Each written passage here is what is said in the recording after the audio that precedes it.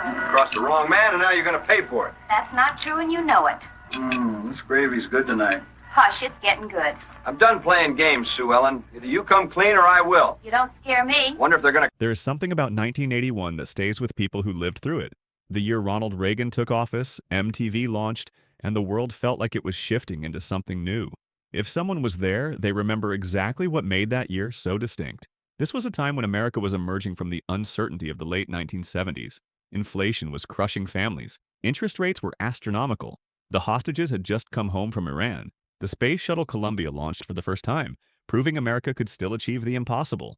This was the year that gave us MTV, the DeLorean DMC-12, the IBM personal computer, and a deep recession that would test American resilience before recovery began. Technology was starting to change how people lived, but slowly. Being American in 1981 meant navigating economic pain while clinging to optimism about the future. Let's walk through what daily life actually felt like during that pivotal year. Some of this might bring back memories. Some of it reveals how different things were just over 40 years ago. Let's step into that world. Homes in 1981 had a very specific aesthetic. The earth tones of the 1970s were still hanging on. Brown, orange, and gold dominated living rooms across America. Shag carpeting was everywhere, though people were starting to replace it. Wood paneling covered walls in family rooms and basements. Popcorn ceilings were standard in most houses built in the previous decade. The living room centered around the television set. These were large console televisions, often housed in wooden cabinets that doubled as furniture. The screen might be 19 inches or 25 inches. These televisions were heavy, requiring 2 people to move them. They had dials to change channels, though remote controls were starting to appear in more expensive models. Most families received between 3 and 7 channels depending on location and antenna quality. The kitchen was the heart of the home, and appliances were becoming more sophisticated. Harvest Gold and Avocado Green appliances from the 1970s were being replaced by almond and white.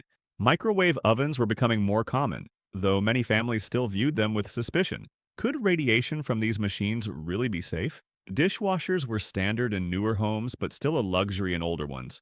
Refrigerators had become larger, with more freezer space to accommodate the growing selection of frozen foods. Telephones were hardwired into walls. The phone belonged to the telephone company, not the homeowner. Most families had one phone, maybe 2. The kitchen wall phone with its long coiled cord was where family conversations happened. Teenagers would stretch that cord into the hallway or around corners trying to get privacy. Phone bills charged by the minute for long-distance calls. Calling someone in another state was expensive. Calling someone in another country was a major expense reserved for emergencies or special occasions. When someone called, the entire house knew. The phone rang loudly. There was no caller ID, no way to know who was calling until you picked up. Answering machines existed, but were expensive and uncommon. If someone called and you were not home, they simply called back later. Cars in 1981 were going through a transformation. The muscle cars of the 1960s and early 1970s were gone, killed by emission standards and fuel economy requirements. The oil crises of the 1970s had changed everything about how Americans thought about automobiles. Gas guzzlers were out, fuel efficiency was in, though American manufacturers were struggling to deliver it.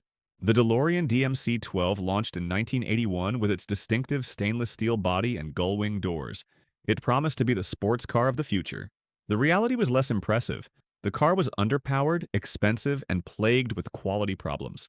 But it looked like nothing else on the road, and that made it iconic. American manufacturers were facing serious competition from Japanese imports.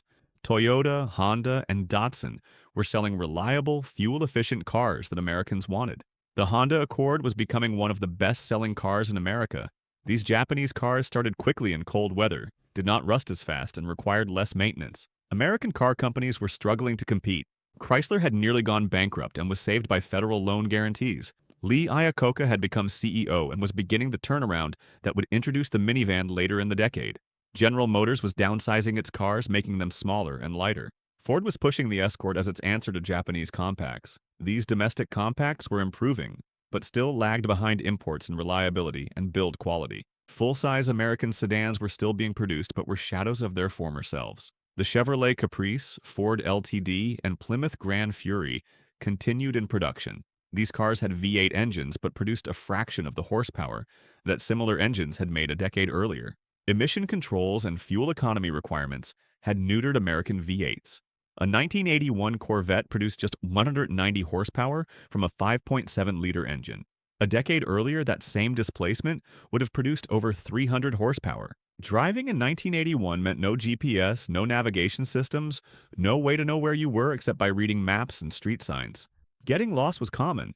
People kept folding paper maps in their glove compartments. Gas station attendants would give directions. If someone was traveling to an unfamiliar city, they studied maps before leaving and wrote down directions. Seatbelt laws were just beginning to appear. New York became the first state to require seatbelt use in 1984, but in 1981, most people did not wear them. Cars had seatbelts, but using them was seen as optional. Child car seats existed, but were not widely used. Young children often sat in the front seat or stood up in the back. Gas stations were full service in many areas. An attendant would pump the gas, check the oil, and wash the windshield. Self-service stations existed and were cheaper, but the ritual of full service was still common. Gas cost around 1.25 per gallon in 1981, which felt expensive after years of cheaper fuel. Adjusted for inflation, that is equivalent to about $4.20 today. The economy in 1981 was brutal. Inflation was running at over 10%. Interest rates were above 15% for mortgages, reaching as high as 18%. This made buying a home crushingly expensive. Families that had purchased homes in the late 1970s with adjustable rate mortgages found their payments doubling. Unemployment was rising, heading toward 10% by the end of the year. Ronald Reagan had been inaugurated in January 1981, promising to fix the economy through tax cuts and reduced government spending. His economic policies, which would become known as Reaganomics, were controversial. Would the cutting taxes while increasing military spending actually reduce the deficit? The debate was fierce. The results would not be clear for years. The recession of the early 1980s was hitting American manufacturing hard. Steel mills were closing. Auto plants were laying off workers. The Rust Belt was forming as factories shut down and moved overseas or simply ceased operations. Cities like Detroit, Cleveland, and Pittsburgh were hemorrhaging jobs. The industrial economy that had made America prosperous after World War II was collapsing. For working-class families, this was devastating. Jobs that had provided middle-class stability for decades were disappearing. Fathers who had worked at the same factory for 20 years found themselves unemployed with few prospects. The social contract that promised hard work would provide security was breaking. At the same time, a new economy was emerging. Personal computers were beginning to appear. High-tech industries were growing in California and along Route 128 in Massachusetts. Finance and service industries were expanding, but these jobs required different skills and education. The transition was painful and unequal. The Iran hostage crisis had finally ended in January 1981. 52 Americans had been held hostage for 444 days. They were released moments after Reagan took the oath of office, a final insult to outgoing President Carter. The crisis had consumed American attention for over a year. Yellow ribbons had been tied around trees across the country. When the hostages came home, America celebrated, but the crisis had damaged American confidence. The Cold War was intensifying. Reagan called the Soviet Union an evil empire and began a military buildup. The nuclear arms race was accelerating. Americans worried about nuclear war in ways that feel distant now. Movies like The Day After would later dramatize nuclear apocalypse. Civil defense plans existed. Some families built fallout shelters. The threat felt real. Music in 1981 was everywhere, and MTV changed everything. The channel launched on August 1, 1981 with the words, "Ladies and gentlemen, rock and roll," followed by the Buggles' "Video killed the radio star." Suddenly, music was visual. Artists needed to create videos, not just songs. Image mattered as much as sound. MTV initially played rock and new wave music. The first videos were often low-budget and experimental. Bands like The Police, Blondie, and The Pretenders dominated early MTV. Pat Benatar's "You Better Run" was in heavy rotation. REO Speedwagon and Journey represented mainstream rock. These bands filled arenas across America. Punk and new wave were emerging from underground into mainstream awareness. Talking Heads, Devo, and the B-52s brought quirky, angular sounds that challenged traditional rock. Hip-hop was developing in New York City, though it would not break into mainstream awareness for a few more years. Rap records were being made, but most of America had not heard them yet. Country music was thriving with artists like Willie Nelson, Waylon Jennings, and Dolly Parton. The urban cowboy phenomenon, sparked by the 1980 film, had made country music fashionable even in cities. Mechanical bulls appeared in bars. Western wear became trendy. Record stores were essential destinations. Tower Records, Sam Goody, and independent shops sold vinyl albums and cassette tapes. Browsing through albums, reading liner notes, and discovering new music was a physical, social experience. People would spend hours in record stores. The album cover art mattered. Records were objects to be collected and treasured. Radio was still the primary way people discovered music. FM radio played album tracks and gave DJs freedom to create shows with personality. AM radio focused on top 40 hits and talk programming. People had favorite stations and favorite DJs. Morning radio shows built loyal audiences. Shopping in 1981 meant going to stores, and malls were at their peak. The enclosed shopping mall was the center of suburban social life. Teenagers hung out at malls. Families went mall walking. The mall was where people saw and were seen. Department stores anchored these malls. Macy's, J.C. Penney, and Sears were destinations. These stores carried everything from clothing to appliances to automotive supplies. Sears was still thriving, with its catalog offering thousands of products that could be ordered and picked up at local stores. Shopping was a slower, more deliberate process. There was no internet to compare prices or read reviews. Shoppers relied on their own judgment and the knowledge of sales staff. Buying something meant going to a store, examining the product, and making a decision. If the store did not have what you wanted, you either went to another store or waited for them to order it. Credit cards existed but were less common than today. Many purchases were made with cash or checks. Store credit cards were popular. Department stores issued their own cards that could only be used at their locations. The idea of putting everyday purchases on credit was less accepted. People saved up to buy things. Fast food was exploding across America. McDonald's was everywhere. Burger King and Wendy's were expanding rapidly. These chains were standardizing American eating habits. The Big Mac tasted the same in New York and Los Angeles. This consistency was part of the appeal. Grocery stores were becoming larger and more varied.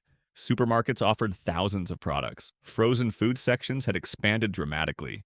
Microwave meals were appearing, though they were still limited. Convenience foods were everywhere. Hamburger Helper, Kraft macaroni and cheese, and TV dinners were staples for busy families. Television in 1981 was where America gathered.